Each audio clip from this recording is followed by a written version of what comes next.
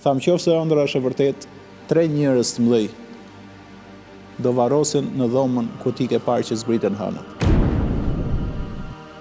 Dhe vetë pejgamberi a.s. i ka pas komentu, po jo si Jusufi a.s. Tregohet i erë entel me profetin tonë që pa i ëndër, mund të themi ëndër e frikshme ose ëndër e cila tregonte jo gjë të mirë, si kur u bë një kurban, si kur mburoja ju thy, dhe si kur u plagos. Dhe ja tha shokëve.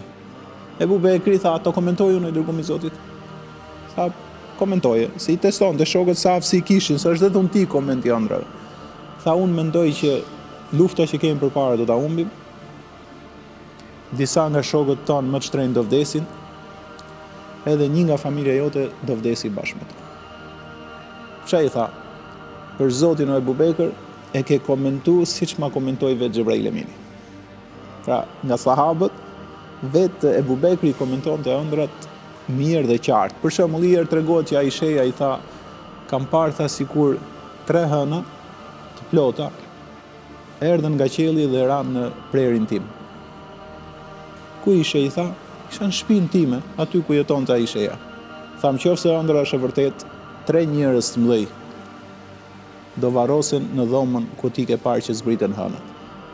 Po ishte erët shumë, pastaj ashtu ndodhi. Pejgamberi vdiq aty dhe pejgamberët ku kanë dhënë shpirt aty duhet të varroshin.